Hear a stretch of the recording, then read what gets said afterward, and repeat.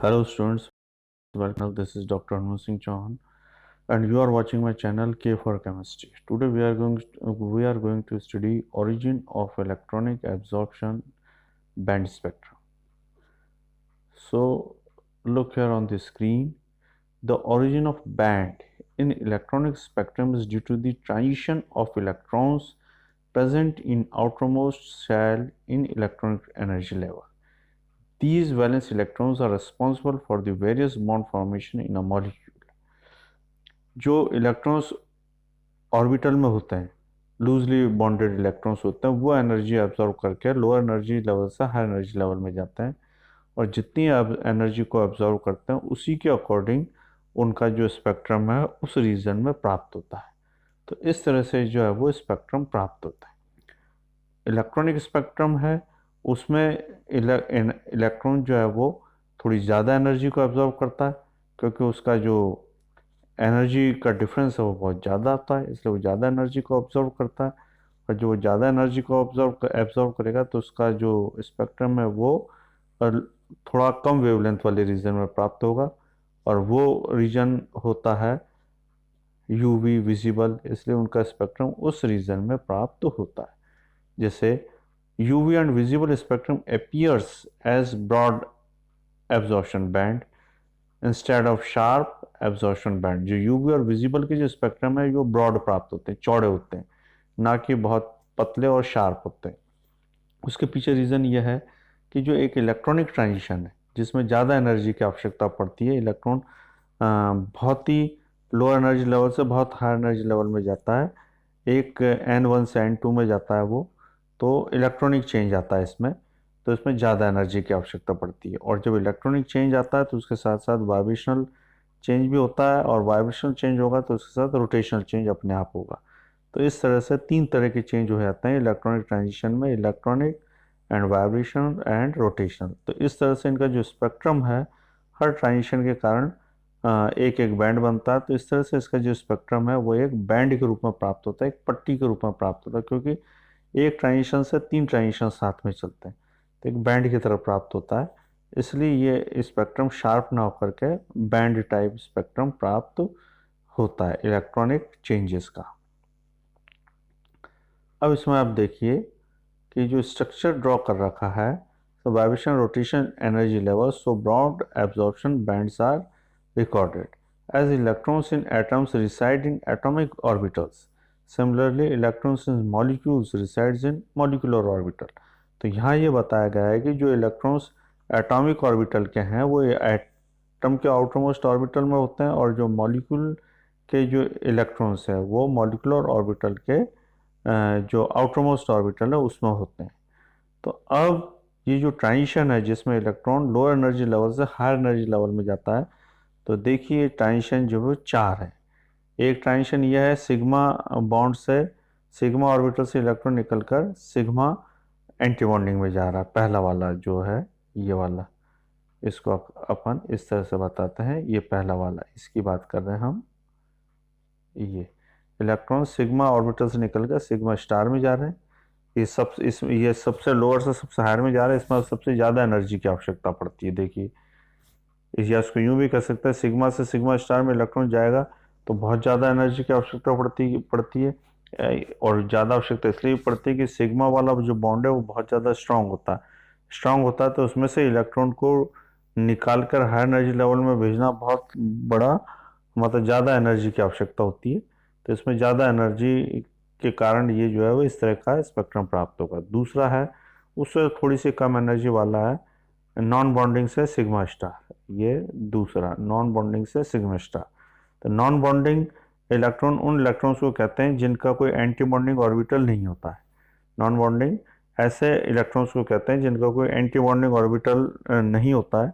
ऐसे स्थिति में ये जो इलेक्ट्रॉन है वो बॉन्डिंग में पार्टिसिपेट नहीं करते हैं, उससे कम एनर्जी इसकी है, उससे भी कम एनर्जी पाई स्टार की है। 3 नंबर इसको अगर अपन दें तो पाई स्टार की है। जैसा कि हमको अच्छे से पता है कि पाई इलेक्ट्रॉन या पाई बॉन्ड किस में पाए जाते हैं, वो उन कंपाउंड में पाए जाते हैं जिनमें अनसैचुरेशन पाया जाता है, डबल बॉन्ड या ट्रिपल बॉन्ड जिसके अंदर होता है उसमें पाई बॉन्ड या पाई इलेक्ट्रॉन पाए जाते हैं। इसके अलावा और भी कम एनर्जी वाला है जिसमें बहुत ज़्यादा कम एनर्जी की आवश्यकता होती है, वो एन से पाई स्टार। एन से पाई स्टार है ये। इसको हम थोड़ा सा इस तरह से देखें, मतलब नॉन बॉन्डिंग से अगर पाई स्टार में ट्रांजिशन है तो क्या होगा, ये नॉन बॉन्डिंग पाई स्टार ट्रांजिशन कहलाएगा। अब यहाँ हमको ये चीज़ देखनी है कि जो एन आया है, एन मतलब नॉन बॉन्डिंग, और नॉन बॉन्डिंग किस में पाया जाएगा, अगर कंपाउंड के अंदर एन ओ एक्स इस तरह के अगर एलिमेंट हैं तो उसमें नॉन बॉन्डिंग जो है ऑर्बिटल्स या नॉन बॉन्डिंग इलेक्ट्रॉन्स पाए जाएंगे। जैसे देखिए ये है हमारे पास, ये ओ एन एस और हेलोजन, चार हैं element, O oxygen, nitrogen, sulphur and halogen. अगर किसी कंपाउंड में ओ एन एस या एक्स है तो उसके अंदर नॉन बॉन्डिंग इलेक्ट्रॉन पाए जाएंगे।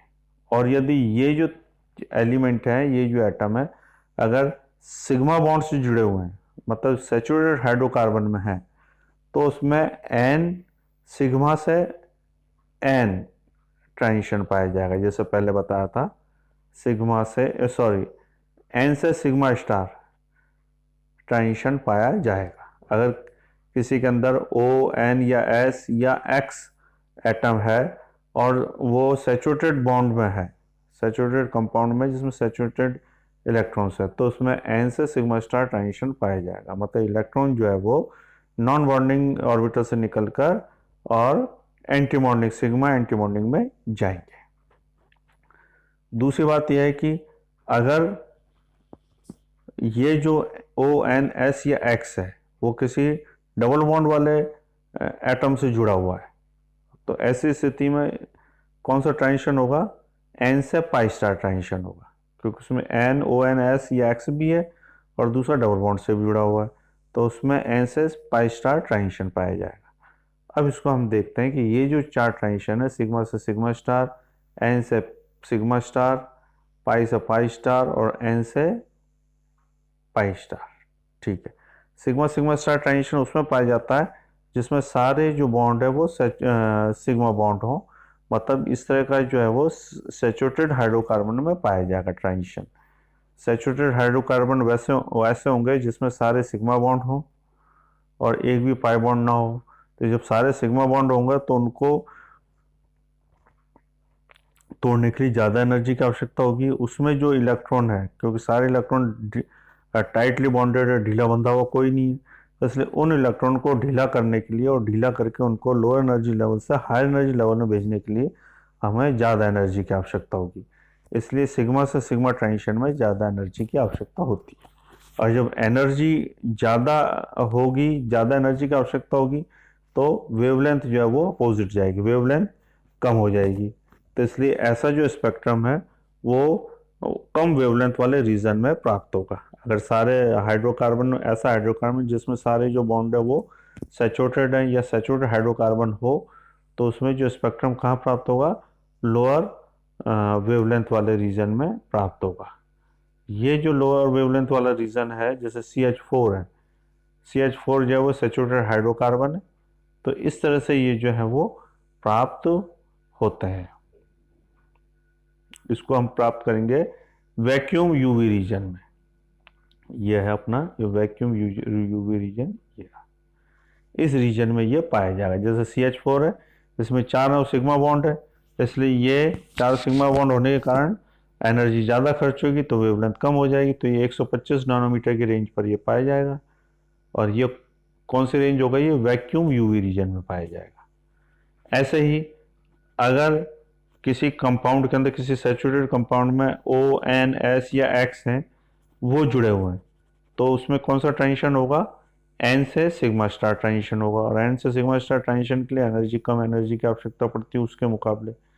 तो ऐसी स्थिति में क्या होगा, ये ट्रांजिशन कहाँ पाया जाएगा, उससे थोड़ी सी ज़्यादा एनर्जी में पाया जाएगा, क्योंकि इसकी एनर्जी थोड़ी कम हुई है तो वेवलेंथ थोड़ी सी बढ़ जाएगी, तो थोड़ी सी ज़्यादा वेवलेंथ वाले रीजन में ये वाले जो है ट्रांजिशन पाए जाते हैं।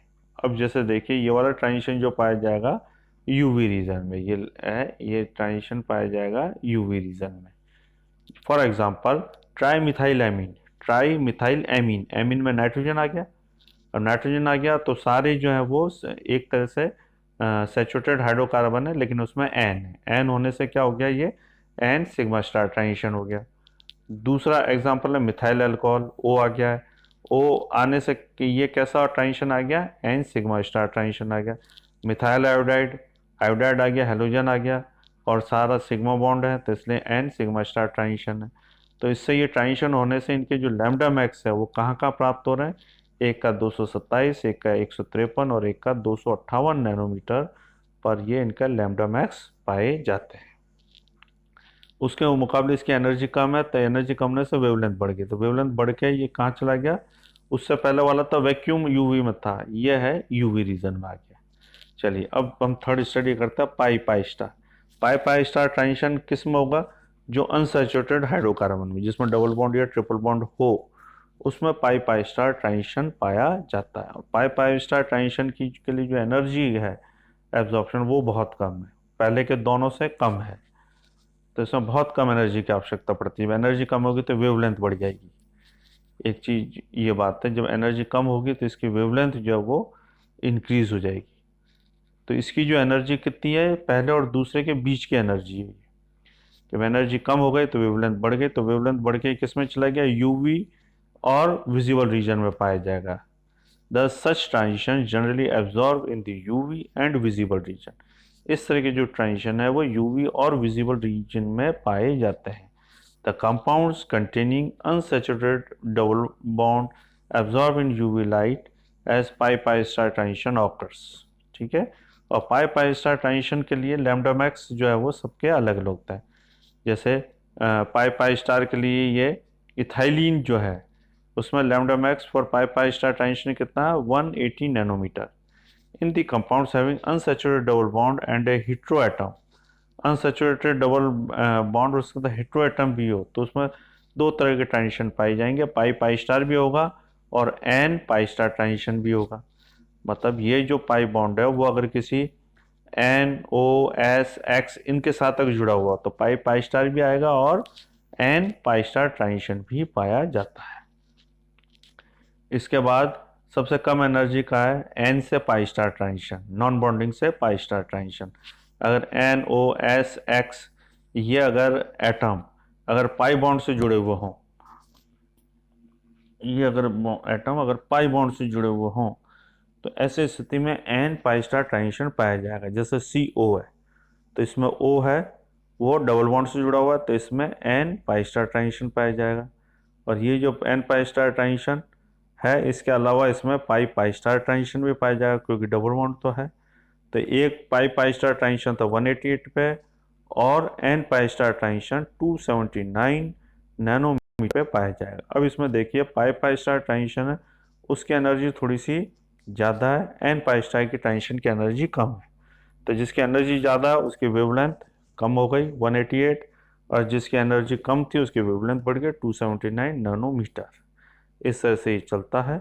और सॉरी अब इसको अपन देखते हैं, conjugation in a compound will increase the value of lambda max. Conjugation मतलब अल्टरनेट ऑर्डर में डबल बॉन्ड और सिंगल बॉन्ड आएंगे तो उसको अपन कहते हैं कंजुगेशन। और कंजुगेशन जैसे जैसे इंक्रीज होगा लैम्डा मैक्स भी इंक्रीज हो जाएगा, मतलब एब्जॉर्प्शन पावर भी इंक्रीज हो जाएगी, मतलब इलेक्ट्रॉन का डीलोकलाइजेशन भी इंक्रीज हो जाता है। तो ऐसे pipes are transition due to conjugation, delocalization of pi electron increases so that these localized electrons has more available space. As a result, allowed energy level comes near to each other and therefore less energy is required for this transition. pi pi star transition के लिए फिर energy की मात्रा जो है जो कम हो जाएगी। चलिए अब हम आगे देखते हैं। अब ये देखिए जो कॉन्जुगेशन है, इथाइलिन के अंदर क्या है, एक डबल बॉन्ड है। इथाइलिन में, ब्यूटाडाइन में एक डबल एक सिंगल बॉन्ड है। ब्यूटाडाइन में एक डबल एक सिंगल बॉन्ड। बेंजीन में double single double single double single, मतलब वही जो कॉन्जुगेशन है वो इंक्रीज हो रहा है। इथाइलिन में सबसे कम, ब्यूटाडाइन में उससे थोड़ा ज़्यादा, बेंजीन में उससे भी ज़्यादा। तो ऐसी स्थिति में क्या है, इलेक्ट्रॉन का डीलोकलाइजेशन बढ़ गया है। इलेक्ट्रॉन का डीलोकलाइजेशन बढ़ने से इनका जो लैम्डा मैक्स है वो भी इंक्रीज हो जाता है। पहले का 180, फिर 217, फिर 255। तो इस तरह से इसका जो कॉन्जुगेशन इंक्रीज होने से इनका एब्जॉर्प्शन जो लेंथ है वो बढ़ती जाती है, लैम्डा मैक्स इनकी इंक्रीज होती जाती है। चलिए आज के टॉपिक में इतना ही स्टूडेंट्स, अब मुझे इजाज़त दीजिए। और हाँ, मेरा चैनल को सब्सक्राइब करना ना भूलें, ज़्यादा से ज़्यादा चैनल को सब्सक्राइब करें। कोई प्रॉब्लम हो तो आप कमेंट बॉक्स में जाकर कमेंट भी कर सकते हैं। आज के लिए बस इतना ही। Thank you very much.